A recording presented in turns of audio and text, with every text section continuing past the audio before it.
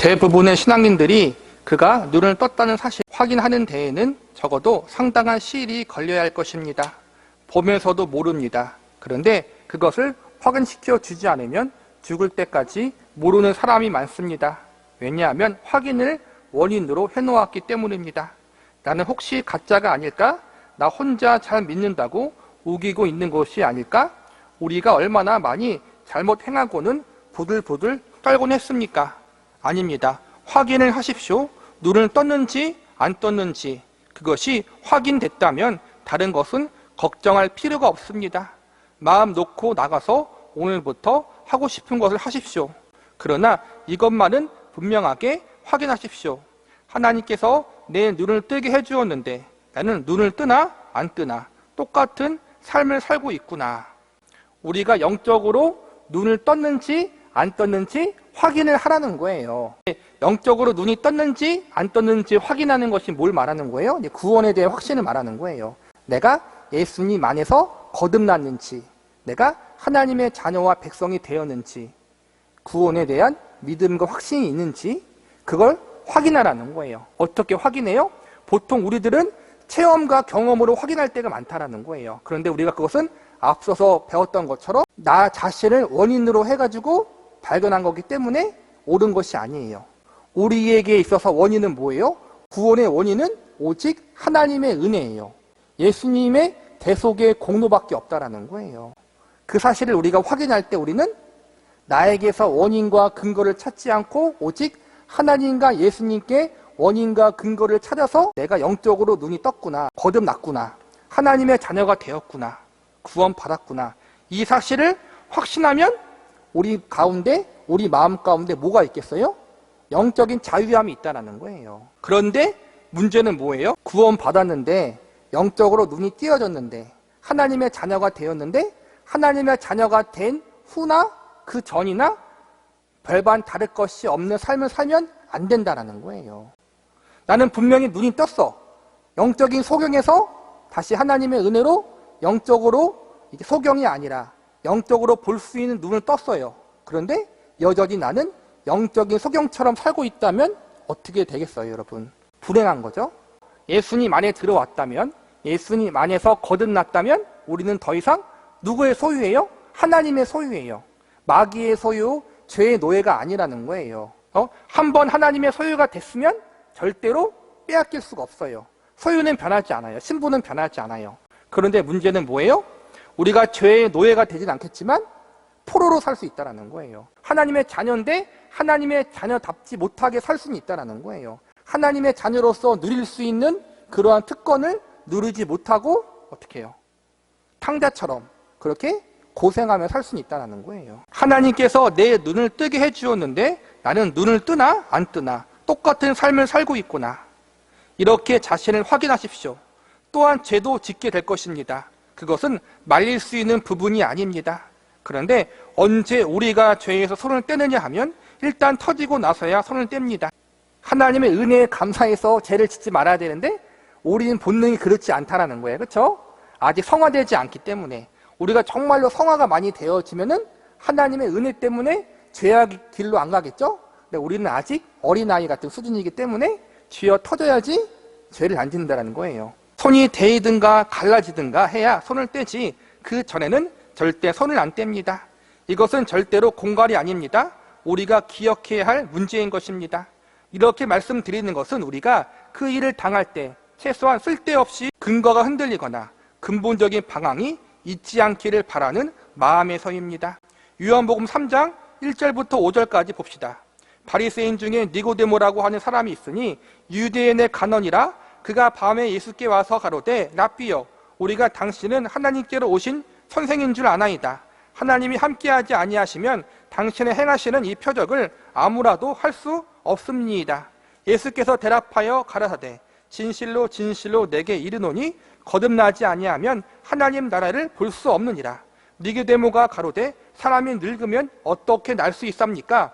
두 번째 모태에 들어갔다가 날 수 있삼나이까? 예수께서 대답하시되 진실로 진실로 내게 이르노니 사람이 물과 성령으로 나지 아니하면 하나님 나라에 들어갈 수 없느니라. 여기 이렇게 진술하고 있습니다. 진실로 내게 이르노니 사람이 거듭나지 아니하면 하나님의 나라를 볼 수 없느니라. 그러면서 거듭나는 것은 물과 성령으로 거듭나는 것이라고 합니다. 성령이 나게 해주셔야 된다는 것을 6절에서 이렇게 표현합니다. 육으로 난 것은 육이요 성령으로 난 것은 영이니 내가 내게 거듭나야 하겠다는 말을 기이 여기지 말라. 바람이 임의로 불매 내가 그 소리를 들어도 어디서 오며 어디로 가는지 알지 못하나니 성령으로 난 사람은 다 이러하니라. 바람을 부는 것을 우리가 못 봅니다. 나뭇가지가 흔들리는 것으로 알 뿐입니다. 성령으로 난 자가, 거듭난 자가 어떻게 낫느냐를 모릅니다.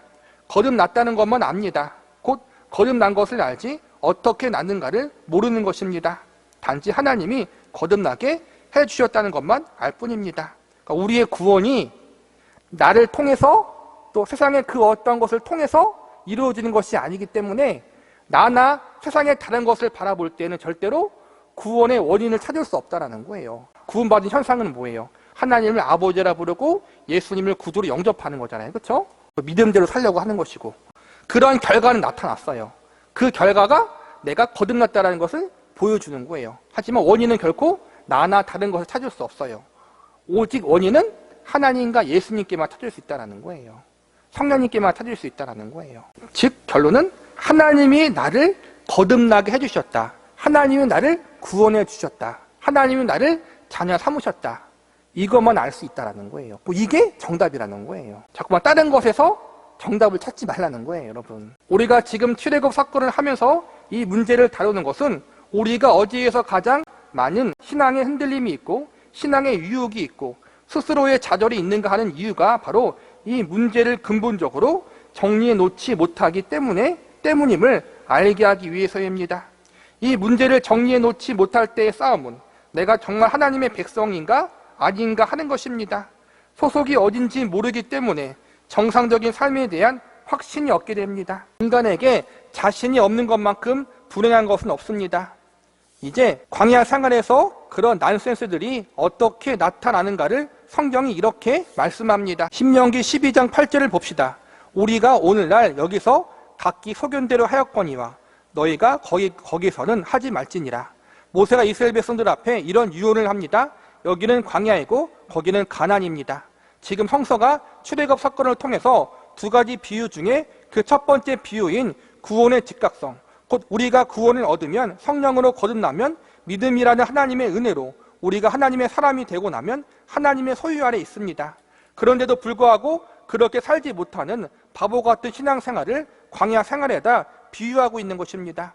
어떻게 사느냐 하면 하나님 안에 들어와 있는데 그에게 주인의 위치를 맡기지 않고 자기가 대장 노릇하고 있다는 말입니다. 곧 애굽도 아니고 광야도 아닌 곳에 있는 것입니다. 그렇지만 구원을 얻은 사람입니다. 왜냐하면 그가 반석에서 물을 마셨기 때문입니다. 고린도전서 10장에 의하면 그 물은 그리스도로 말미암아 난 생수입니다. 그 생수를 마시고 성령을 상징한 만나를 먹고 살면서도 하나님이 아니라 자기가 주인입니다. 그래서 이것 때문에 싸움이 어떻게 일어나는가 하면 광야의 생활을 하는 동안은 하나님을 믿는다는 것이 결단코 기쁘지 않다는 것으로 나타난다는데 심각성이 있습니다. 민수기 11장 4절을 봅시다. 이스라엘 중에 섞여 사는 무리가 탐욕을 품음에 이스라엘 자손도 다시 울며 가로되 누가 우리에게 고기를 주어 먹게 할꼬 우리가 애굽에 있을 때에는 값없이 생선과 외와 수박과 부추와 파와 마늘을 먹는 것이 생각났거늘 이제는 우리 정력이 쇠약하되 이 만나 외에 보이는 것이 아무것도 없도다 하니 만나는 가시와 같고 모양은 진주와 같은 것이라. 광야 생활과 비교하자면 애굽이 오히려 낫습니다. 신앙생활을 광야 생활 하는 한 그것은 정말 재미없습니다. 광야 생활만큼 재미없는 데는 없습니다.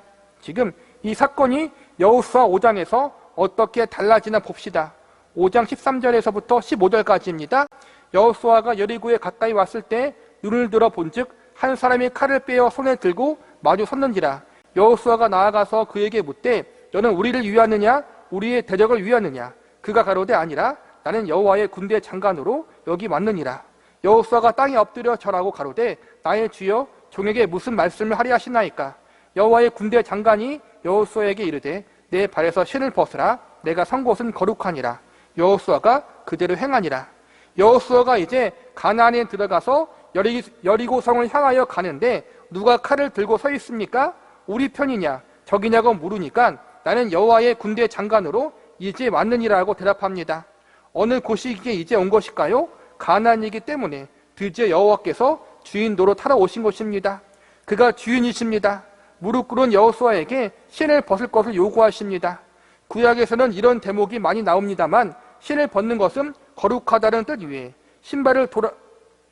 신발은 돌아다니려고 신는 것이니까 벗으라는 것은 이제부터 꼼짝 말라는 뜻입니다. 내 마음대로 못 돌아다니고 주인 아래 있다는 뜻입니다. 가나안이기 때문에 드디어 여호와의 군대 장관이 와서 이제부터 모든 행로를 그가 인도하고 지시할 것입니다. 그러나 광야에서는 비록 구름 기둥이 있고 불 기둥이 있지만 여호와의 군대 장관이 칼을 들고 와서 싸워주지는 않습니다. 이것이 심각한 문제입니다. 왜 이 싸움을 못하는가 하면 제가 보기에 언제나 이 사건 때문이라고 여겨집니다. 이 문제가 해결이 안 되었기 때문에 우리는 가나안에 들어간다는 사실을 늘 걱정했습니다. 내가 정말 구원을 얻은 사람인가 아닌가를 확인하는데 너무나 많은 세월이 필요했습니다. 우리의 싸움은 이제 그리스도 안에서 그리스도께서 나에게 원하는 싸움을 하느냐 안 하느냐로 압축되어야 합니다. 매일의 싸움은 내가 구원을 얻었느냐 못 얻었느냐가 아니라 내가 오늘 하루를 하나님께 맡기느냐 안 맡기느냐의 싸움이어야 합니다. 그러니까 광야 생활과 가나안 땅의 생활의 중요한 점은 장소의 문제가 아니에요. 이미 광야에 있든지 가나안 땅에 있든지 이스라엘은 하나님의 백성들이에요. 하나님이 그들을 구원했어요. 그러면 뭐예요? 장소가 어디에 있든지 하나님의 백성으로서 살아야 하는데 하나님이 주인 되신 인생을 살아야 하는데 이스라엘 백성들의 불행은 광야에서는 하나님의 주인 되신 인생을 살지 못했다는 거예요. 그들의 삶이 구원받은 이후나 구원받기 전이나 똑같은 삶을 살았다는데 불행이 있다는 거예요. 하나님 백성의 정체성이 없었다는 거예요. 우리도 마찬가지예요. 우리가 하나님의 백성이라고 말하지만 우리의 삶의 주인이 하나님이라고 이야기하지만 정작 우리의 삶의 주인은 나일 때가 많잖아요. 그렇죠? 그리고 그렇게 살면서 믿음으로 살았기 때문에 시험에 들기보다는 내가 내 고집대로 내 아집대로 살다가 넘어지고 쓰러지고 고난당할 때가 많잖아요. 이스라엘 백성들이 광야에서 겪었던 것처럼. 그러고서 하는 말이 뭐예요? 내가 구원 받았나? 하나님 살아 계시는가? 하나님 왜 나한테 이러지? 나를 버리셨는가? 이러고 앉았다라는 거예요. 늘 그래서 신앙의 성장이 없고 성숙이 없어요. 늘 구원의 문제 하나로 신앙생활을 질질 끌고 있다는 거예요. 물론 구원의 문제가 제일 중요해요. 그런데 우리가 정말 예수님 안에 있다면, 예수님을 구주로 영접했다면 이제 우리에게 필요한 것은 구원의 문제의 확신을 가지고 하나님의 백성답게 살아가야 하는 문제를 놓고 우리가 씨름을 해야 하는데 우리는 그러지 못하고 있다는 거예요. 하나님이 내 아버지이신지 그 문제를 갖고 죽을 때까지 씨름하다 죽으면은 그냥 씨름하다 가는 거예요. 그렇게. 하나님은 우리에게 그걸 원하시는 게 아니라는 거예요. 갈라디아서 5장으로 결론을 짓고자 합니다. 5장 16절입니다. 내가 이르노니 너희는 성령을 쫓아 행하라. 그리하면 육체의 욕심을 이루지 아니하리라. 육체의 소욕은 성령을 거스리고 성령의 소욕은 육체를 거스리나니 이 둘이 서로 대적함으로 너희의 원하는 것을 하지 못하게 하려 하심이라. 너희가 만일 성령의 인도하시는 바가 되면 율법 아래 있지 아니하리라. 육체의 일은 현저하니 곧 음행과 더러운 것과 호색과 우상 숭배와 술수와 원수를 맺는 것과 분쟁과 시기와 분냄과 당짓는 것과 불리함과 이단과 투기와 술취함과 방탕함과 또 그와 같은 것들이라. 전에 너희에게 경계한 것 같이 경계하노니 이러한 일을 하는 자들은 하나님의 나라를 유업으로 받지 못할 것이요 오직 성령의 열매는 사랑과 희락과 화평과 오래 참음과 자비와 양성과 충성과 온유와 절제니 이 같은 것을 금지할 법이 없느니라. 그리고 예수의 사람들은 육체와 함께 그 정과 욕심을 십자가에 못 박았느니라. 여기에서 나오는 말씀 중에 우리가 기억해야 할 것은 16절, 17절입니다. 성령을 쫓아 행하면 육체의 일을 안 하고 육체를 쫓아 행하면 성령의 일을 못합니다. 우리들에게 있는 싸움은 이 싸움입니다. 매일 이 싸움이 있는 것이지 큰 일을 해야 되는 싸움이 있는 것이 아닙니다. 오직 성령을 쫓는 일과 육체를 쫓는 일만 있습니다.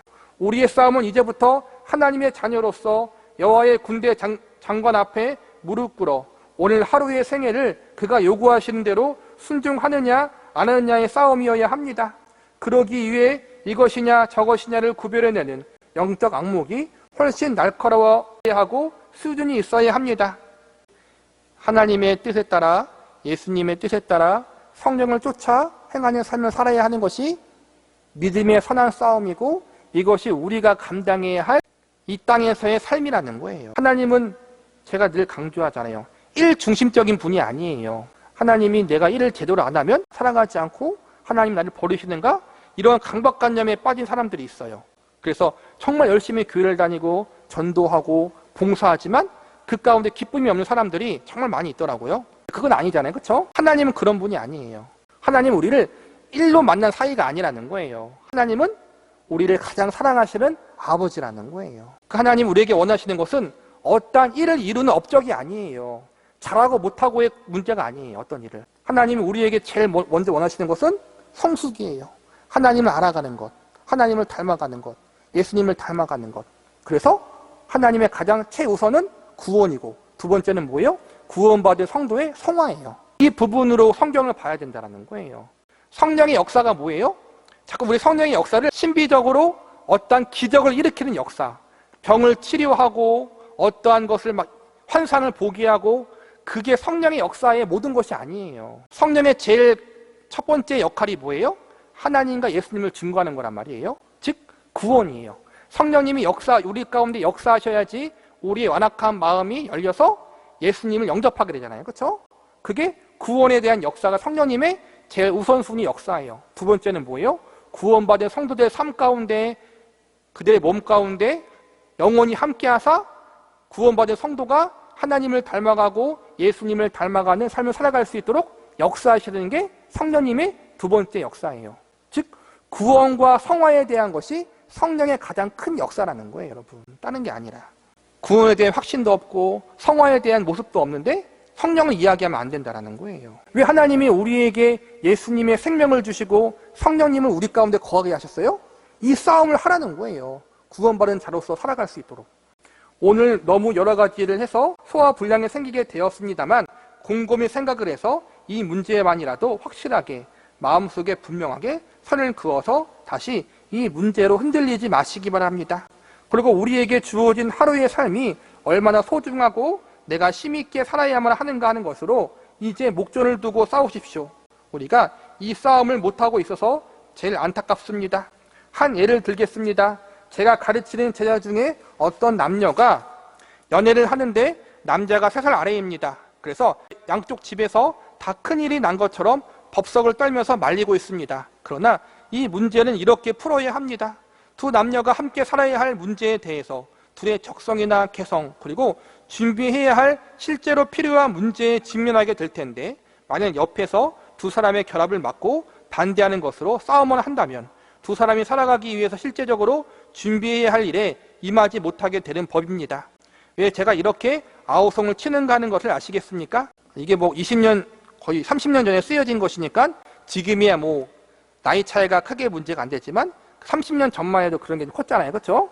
그러니까 뭔 말을 하냐면은 쓸데없는 거 갖고 우리가 싸우고 있다는 거예요. 쓸데없는 거 갖고.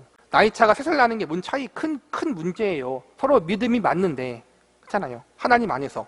그러면 이제는 그 믿음을 갖고 어떻게 우리가 살아야 할지를 놓고 싸워야 하는데, 아직 지금 뭘 놓고 싸우고 있는 거예요? 나이가 많다, 적다를 놓고 싸우고 있다는 거예요. 그러니까 우리가 자꾸 그러고 있다는 거예요. 쓸데없는 거 갖고 싸우고 있다는 거예요. 그걸 지금 비유하고 있는 거예요. 신자들의 대부분의 매일의 삶에서 나는 정말 구원을 얻은 것인가? 아닌가? 이렇게 엉망의 삶을 살아도 하나님이 구원을 해주셨단 말인가? 아닌가의 싸움에 걸려서 실제로 싸워야 할 문제에 다가가 있지 못한 상태에 있는 것입니다. 우리는 이미 구원을 얻은 자입니다. 발을 내딛어야 합니다. 세상에서 우리와 부딪히고자 하는 모든 삶의 현장에서 신자로서 부딪혀야 합니다. 물론 실수가 대부분일 것입니다. 모두가 싸우면 질 것입니다. 그러나 진 싸움이라도 있어야 합니다. 그것이 있어야 다시 그것을 안 하는 것입니다. 그러니까 더 높은 차원에서 성숙과 성화를 위해서 우리가 믿음의 선한 싸움을 싸워야 한다는 거예요. 시행착오를 겪어야 돼요. 근데 우리는 아직 그 시행착오도 겪지 못하는 상태에 있다는 거예요. 그러니까 얼마나 답답한 일이라는 거예요. 언제든지 시작하면 승리로 끝날 줄 아십니까? 아닙니다. 190번쯤 져야 2번쯤 이길 것입니다. 늦게 시작하면 늦게 승리합니다.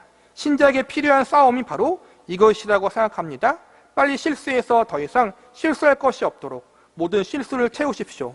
그러면 남은 것은 승리뿐입니다. 빨리 우리가 구원의 확신을 갖고 이제는 예수님을 닮아가는 성화된 삶을 살기 위한 믿음의 선한 싸움을 싸워나가자라는 거예요. 하나님의 백성답게 살기 위해서 싸워나가자라는 거예요. 그걸 갖고 이제는 우리가 시행착오를 수백 번 겪어야 되는데 아직도 그것을 시작도 못하고 있다는 것이 우리의 안타까운 현실은 아닌가 뒤돌아보자라는 거예요. 하나님의 구원받은 백성답게 살아가기 위한 그러한 우리의 믿음의 선한 싸움, 이 부분을 놓고 우리가 고민해보고 지금 우리의 자리는 어디쯤 있는지 확인해보는 시간을 가지기를 바랍니다. 요한복음 3장에 물과 성령으로 나지 아니하면 하나님 나라에 들어갈 수 없느니라라는 말이 나오잖아요.